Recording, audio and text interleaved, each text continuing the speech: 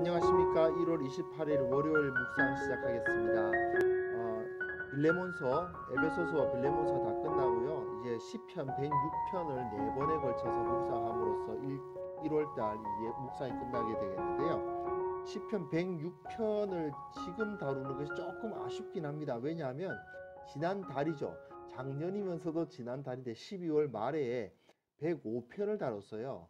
근데 105편과 106편이 하나의 짝을 이루는 시편이거든요. 그러다 보니까 조금 아쉬운 면은 있습니다. 하지만 여하튼 시편 106편을 통해서 우리가 이스라엘 백성들이 자신들의 역사를 되돌이켜 보면서 하나님을 어떻게 생각했던가, 하나님께 어떻게 나아가려고 했던가를 묵상해 보는 4일 되었으면 좋겠습니다.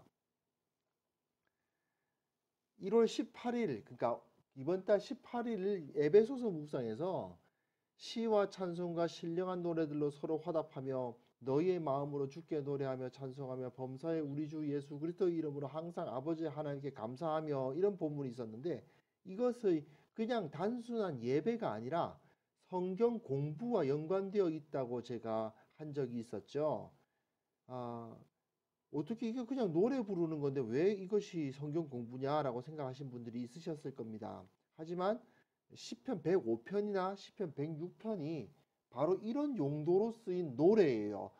찬송, 시와 찬송과 신령한 노래들로 서로 화답하게 되면 어떻게 되느냐 하면 이스라엘의 역사를 공부할 수가 있게 됩니다. 그 노래 자체가 이스라엘의 역사를 되짚고 있는 거죠. 시편 105편은 찬송하는 것이고 시편 106편은 회개하는 것인데, 여하튼 시편 106편의 경우 시의 마지막 부분 41절 이후의 내용 살펴보시면 오늘 다루진 않습니다만은 이 시편이 이제 바벨론 포로에서 돌아온 시기에 기록된 것임을 알 수가 있어요. 그러니까 시편 105편과 같이 이스라엘의 역사를 살피는데, 105편은 하나님이 지켜주시고 은혜를 베풀어 주시고 우리와 함께 하시고 권능을 베푸셨다 뭐 이런 이야기를 하면, 106편은 그럼에도 불구하고 이스라엘이 하나님을 믿지 않고 죄를 범했다라는 그것에 대해서 초점을 맞추고 있습니다. 그래서 106편이 조금 더 우울해요. 하지만 그것을 통해서 감사하고 회개하고, 105편은 감사하고 106편은 회개하는 거죠. 그걸 생각하시면 좋겠습니다. 일단 1절부터 6절까지는 하나의 그 서론부인데 한번 읽어보겠습니다. 할렐루야, 여호와께 감사하라. 그는 선하시며 그 인자하심이 영원함이로다. 누가 능히 여호와의 권능을 다 말하며 주께서 받으실 찬양을 다 선포하랴. 정의를 지키는 자들과 항상 공의를 행하는 자는 복이 있도다. 이렇게 되는데요. 6절까지가 서두인데 이 서두는 찬양으로부터 시작해서 회개로 끝납니다. 아직 안 읽었죠? 6절에 보면 회개로 끝나거든요. 근데 이게 바로 시편 106편의 목적이에요. 시편이라는 것 자체가 하나님을 찬양하는 노래 아닙니까? 찬양인데, 근데 이 서두의 마지막 부분은 회개로 끝나거든요.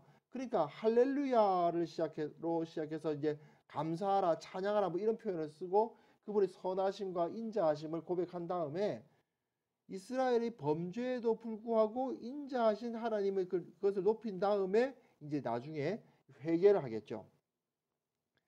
누가 여호와의 권능을 말하고 그 찬양을 선포할 수 있겠는가 이런 질문을 하면서 정의를 지키는 자들과 공의를 행하는 자가 그 일을 할 수 있다라는 대답을 제시하는데, 이 상 좀 재미있습니다. 정의를 지키는 자들이란 말은 복수예요. 그러니까 이것이 이제 하나의 그 공동체입니다. 그리고 공의를 행하는 자는 단수예요. 그래서 하나님 앞에서 이스라엘 전체가 회개하고 또한 그 안에 있는 개개인이 또 의로워져야 된다. 개개인만 의로우면 되는 것이 아니고 모두가 다 회개해야 되고, 또 공동체 전체가 회개했다고 되는 것이 아니라 그 안에 속해 있는 한 사람 한 사람이 다 하나님 앞에 온전한 회개를 드려야 된다. 이런 메시지가 벌써부터 시작됩니다. 4절부터 6절까지 보시면 여호와께서 주의 백성에게 베푸시는 은혜로 나를 기억하시며 주의 구원으로 나를 돌보사 내가 주의 택하신 자가 형통함을 보고 주의 나라의 기쁨을 나누어 가지게 하사 주의 유산을 자랑하게 하소서. 우리가 우리의 조상들처럼 범죄하여 사악을 행하며 악을 지었나이다. 이렇게 되어 있죠. 6절의 회개죠. 이어서 이 시인은 이제 하나님의 은혜와 구원을 구하고 택하신 자의 형통함과 그날의 기쁨을 요청하죠. 지금 그게 없다는 거예요. 하나님의 은혜와 구원이 없어요. 그러니까 구하는 거죠. 택하신 자의 형통함과 그 나라의 기쁨을 요청해요. 지금 없는 거예요. 왜냐? 바벨론에게 망하고 다시 돌아온 상태니까 아무것도 없어요. 지금 바닥에서부터 다시 시작해야 되는 상황이거든요. 그러다 보니까 이런 노래를 하는 겁니다.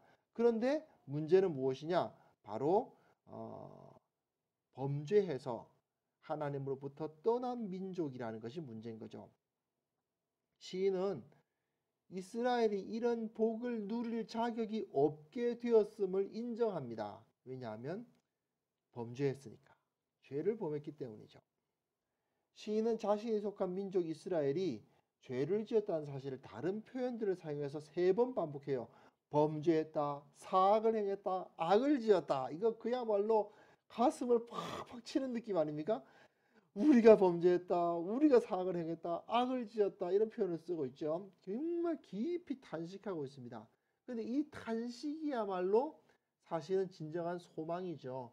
이렇게 회개하는 사람들이 진정으로 구원받을 자격을 받기 때문입니다. 죄에 대한 깊은 탄식과 회개, 그것이 진정한 소망의 빛이죠. 그러다 보니까 시편 106편의 주제는 역시 6절의 회개가 주제라고 할 수가 있습니다. 7절부터 봅니다.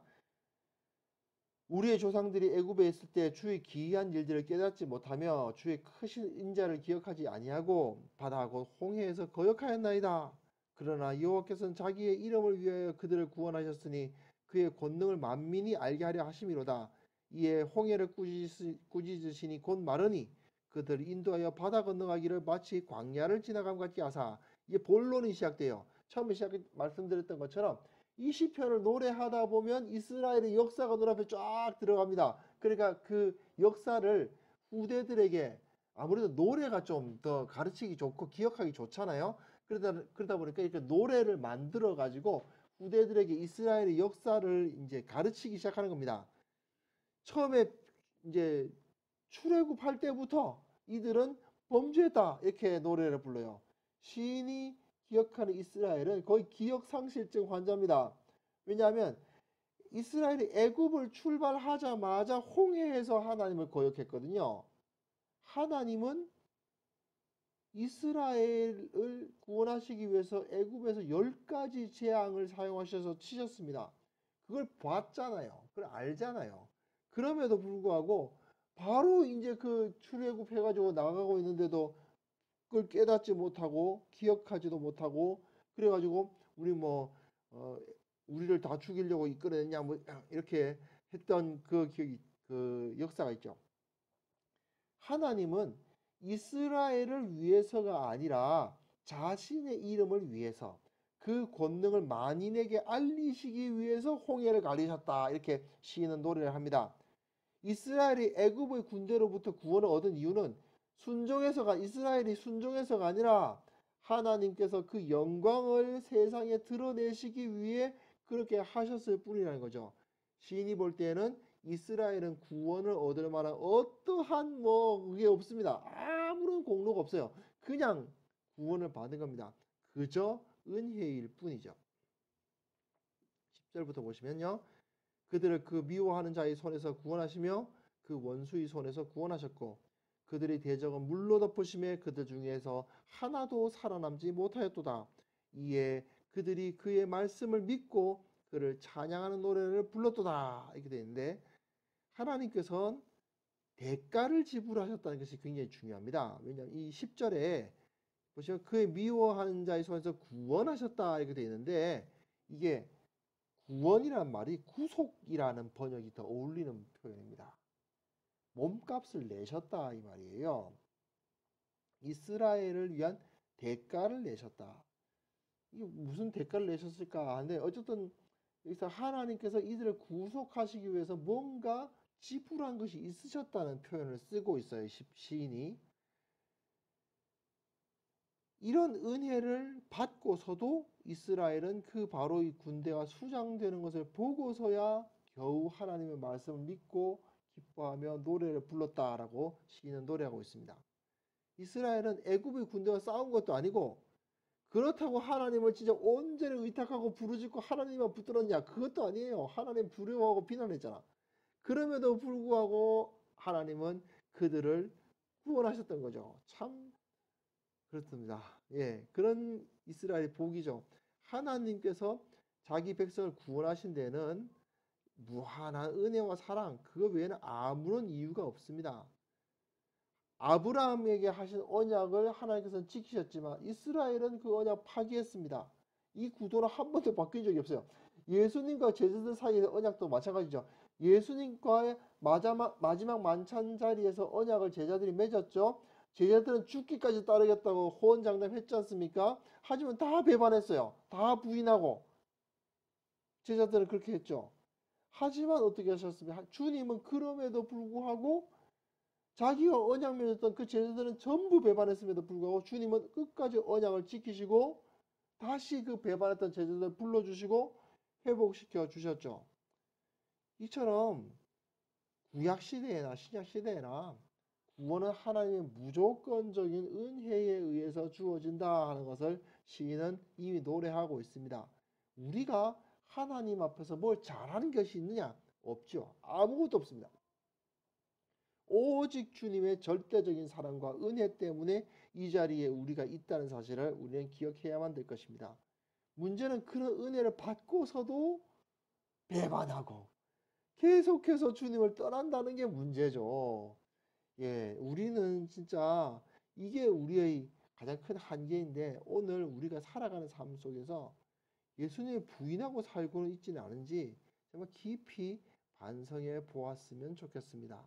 우리가 오늘은 특별히 한 주를 시작하는 날로서 주님께서 나에게 베풀어 주신 은혜가 무엇인지를 다시 한번 곱씹어 보실 수 있었으면 좋겠고요.